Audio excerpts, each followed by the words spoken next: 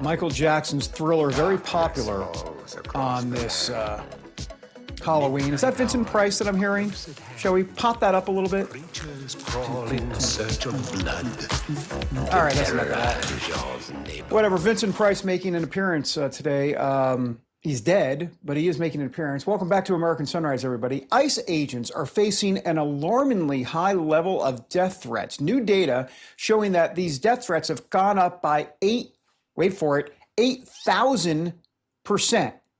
And officials say bounties have been placed on their heads as well. DHS Secretary Kristi Noem says these threats will not slow them down in deportations.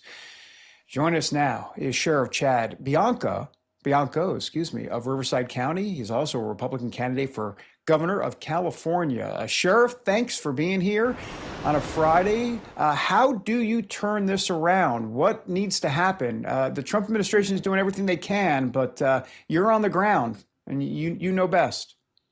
Yeah, we definitely need to change the narrative. The narrative is that ICE is bad. ICE is doing something that's out of the ordinary, when reality is ICE is doing their job that they've been doing since really the beginning of our country, and that's enforcing border laws and deporting criminals.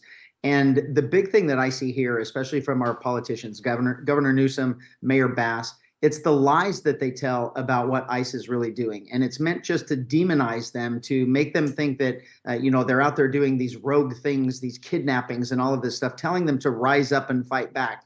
And that's what we're seeing. So you have people thinking that ICE is doing something wrong, and they're justified in their crazy brain that violence against them is okay. And we're going to see people get hurt. And I truly blame the media that's not calling out these politicians. I blame the politicians themselves. And we have to do better of changing this narrative. Sheriff, California Governor Gavin Newsom has called for more people to stand up against President Trump. Take a look. Why aren't we standing up to principle? Why aren't we standing up? The founding fathers didn't live and die to see us as cowards. The richest, the most powerful people in this country selling their soul and selling out this country. I mean, that's how I feel. So yeah, forgive me. I'm sorry if people's feelings are hurt about this. I'm disgusted what's happened in this country. I'm disgusted by the supine Congress. I'm disgusted by how the private sector is conducting themselves. I'm disgusted by universities selling their soul and law firms. I'm disgusted that people are not more outraged. Forgive me. Yeah, go ahead, Sheriff. Yeah, so those of us in California, we know that he's talking about himself. We don't know if he's a Republican, if he's a Democrat, if he's an independent, or if he's communist or socialist. He leans toward those two. But we are standing up for our values, because we don't want boys and girls sports. We don't want doctors cutting off the testicles of young men. We don't want these things being taught to our kids, that America and their parents are bad. We're tired of the lies. We are standing up. And it's crazy to me that we have to watch in California what we know Gavin Newsom is, as he tries to convince the world that he is something different. And we're going to do a very, very good job here in California, particularly sheriffs, of making sure that he is never the president of the United States. Well, Sheriff, let's drill down a little bit more on what's happening in California politically. The Hill has this headline, which reads, California seems poised to deliver redistricting win for Gavin Newsom. These sorts of moves are happening really around the country. In California, though, it would benefit, the Democrats. Your take on how this might impact not just your race, but politics in California in general. And I'd also like to get your thoughts on gerrymandering and changing districts and kind of this move that's happening really around the country.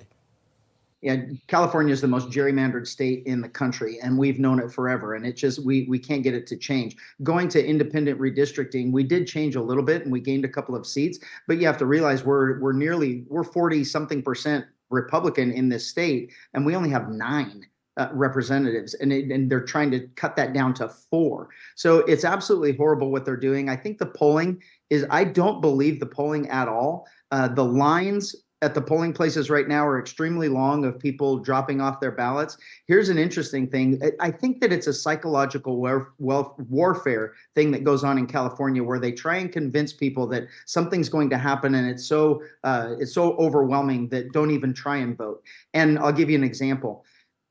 I didn't get a ballot. Everyone's supposed to get ballots, but no one in my household got ballots. So we called the registrar of voters and they said, oh yeah, we're getting lots of reports, but that's not our fault. That's the post office's fault. So we go into a polling place yesterday to vote, and there are multiple people coming in to vote. Every single one of them Republican that didn't get their ballots. So people are going in to vote. We are voting. I don't believe that the polls are as lopsided as they are with this thing passing. I think people are sick of politicians in California, and I think they're convincing people, oh, just don't waste your time voting. Don't take the day off work and go in and make sure you vote, because it's not going to matter anyway. But I think it's different here. We're going to do something different. I'm still very optimistic that we're going to get a no on 50. So let me follow up on that. How did that happen exactly? What is your view as to why you didn't get a ballot and others didn't, and certain households are getting ballots? What do you think is the reason?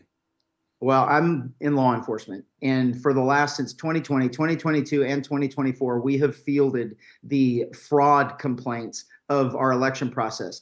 If you don't think that there is fraud going on in California, I mean, I don't even know how to explain it or what to tell you anymore. There is tons of fraud. Mail-in ballots were designed for fraud. So you have so many different levels of where that fraud can occur. We have mailboxes getting broken into in law enforcement. We haven't found this in my agency, and we're large, but we haven't found this yet this year. But in all elections past, we find bags of mail dumped in fields or sent to the dumpster where we know it was a postman or someone at the Postal Service that was doing that.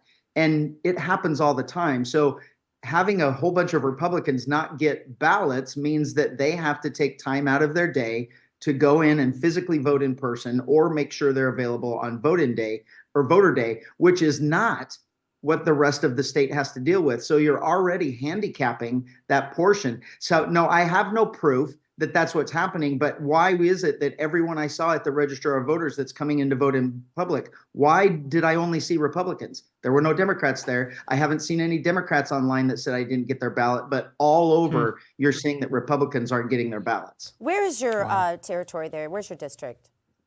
We're in Southern California. We're large. We have a county of 2.5 million people. We're just north of Los Angeles, a little bit west of Orange County, San Bernardino. We're considered the Inland Empire. Between us and San Bernardino, we're over 5 million people. So we're a large part of Southern California. It's fascinating to me. I lived in California for almost a decade, not that long ago, and I would vote in someone's garage. No one spoke English. I would ask who the Republican, election officials were. There were none, ever. They never even spoke English, so they couldn't even tell me. They acted like they didn't understand what I was asking. And to this day, Sheriff, I've lived in Palm Beach now for 7 years. To this day, I still get all of my California ballots. They still want me to vote. I lived in a Democrat stronghold, though. That might be part of the reason they won't take me off the rolls there. Sheriff Chad Bianco, thank you so much for joining us today. Stay on top of this for us and keep us posted. You're welcome. Thank you. Coming up, time to turn back your clocks. 1 hour this weekend. What should you do to prepare? We have those tips next on American Sunrise.